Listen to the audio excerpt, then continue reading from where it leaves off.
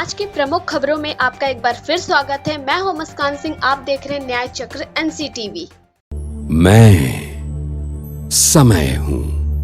आज की 3 प्रमुख खबरें जो चर्चा में रही, उनमें प्रमुख रूप से संत शिरोमणि रविदास जयंती पूरे देश में धूमधाम से मनाई गई। रामचरितमानस पर बहस जारी, क्रिया प्रतिक्रिया से माहौल गर्म। दलित अधिकार के लिए संघर्ष करेगा कर्मचारी कल्याण संघ। अब खबरें विस्तार से। धूमधाम से पूरे देश में संत शिरोमणि गुरु रविदास जयंती मनाई गई। बौद्ध विहारों व रविदास मंदिरों पर झांकियों का अनुसरण किया गया। झांकियों का सिलसिला परंपरागत रीति से शहर से गुजरता हुआ रविदास मंदिर पर सभा में परिवर्तित हो गया।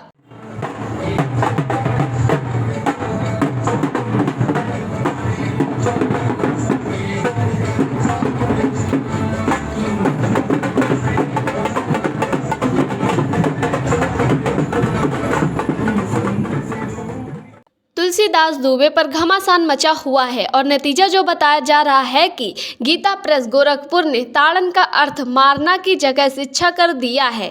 वैसे यह और विचित्र हो गया है कि ढोल व पशु को शिक्षा कैसे दी जाएगी।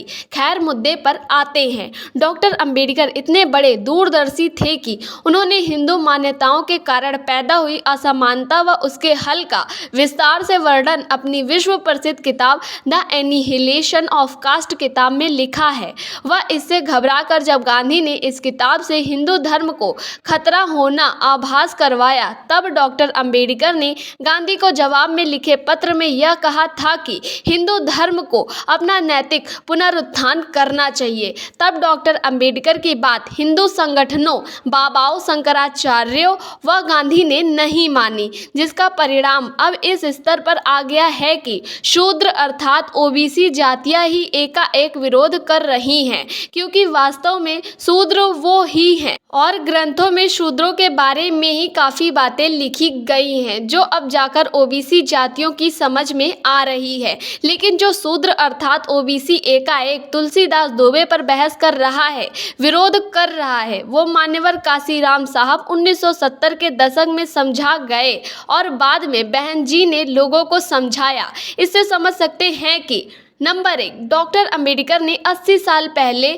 जो हिंदुओं को नैतिक पुनरुत्थान करने को कहा था, वो हिंदू संगठन व साहित्य अब जाकर करना शुरू किया है। इससे समझ सकते हैं कि डॉक्टर अंबेडकर हिंदू संगठनों से 80 साल ज़्यादा आगे सोच गए। नंबर 2, मान्यवर काशीराम साहब व बहन जी को 50 साल पहले तुलसीदास दुबे व ग्रंथों के बारे में समझा रहे थे।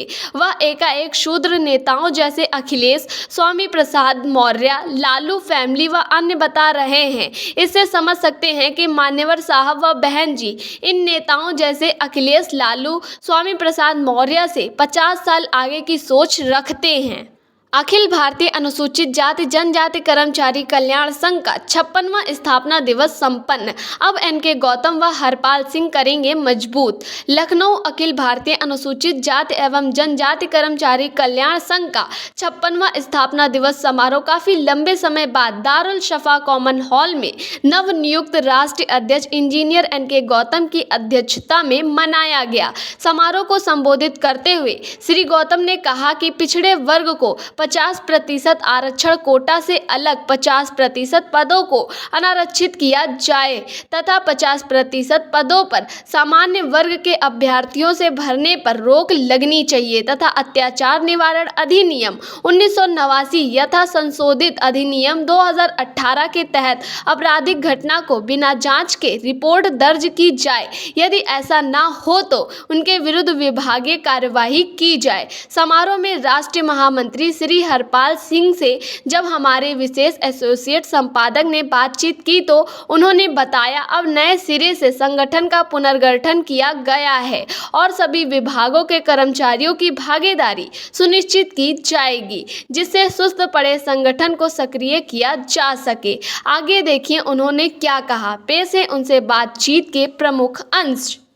आप अखिल भारतीय अनुसूचित जाति जनजाति कर्मचारी कल्याण संघ के राष्ट्रीय महासचिव के पद पर विगत लगभग 56 वर्षों से इस पद पर विराजमान है। नहीं, मैं 56 वर्षों से नहीं हूँ जी। ये जो संघ है 3 फरवरी 67 में इसका रजिस्ट्रेशन हुआ है नई दिल्ली से। और इसको जो है 56वां साल हो गया है और मैं इस संगठन से 97 से जुड़ा हुआ हूँ। पहले मैं प्रांतीय महामंत्री भी रहा, आज मैं राष्ट्रीय महामंत्री इस संगठन का सर आपके संगठन को 56 साल हो गए, 56वां हो गया, 55 पूरे हो गए।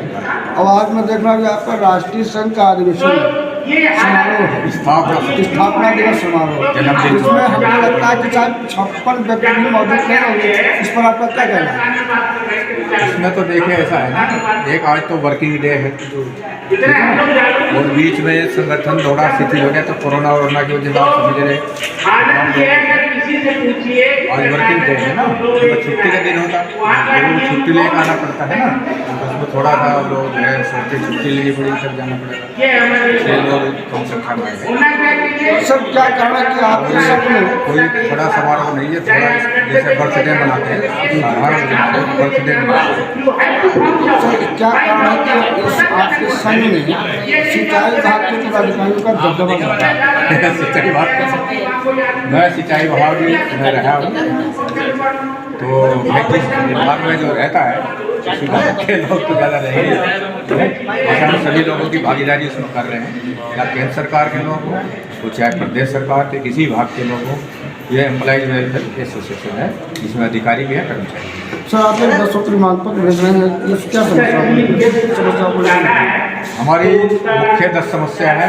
एक तो हमारा आरक्षण में प्रमोशन या कोटा नहीं दिया जा रहा है, जबकि माननीय सर्वोच्च न्यायालय ने 5 बेंच का इसका पालन नहीं हो रहा है। उसका DGP की भारत सरकार ने अप्रैल 2022 में आदेश जारी किया है, उसका अनुपालन आज तक सुनिश्चित नहीं किया जा रहा है। तो हमारा इसमें आरक्षण कोटा बहाल किया जाए प्रमोशन आरक्षण का, ये पहली मांग हमारी है। और दूसरी मांग हमारी है कि मतलब जो है समूहभास है, समूहभास अधिकारी तक जितने भी जिस हर क्षेत्र में, चाहे निजी क्षेत्र हो कहीं भी हो, सभी में जनसंख्या के अनुपात में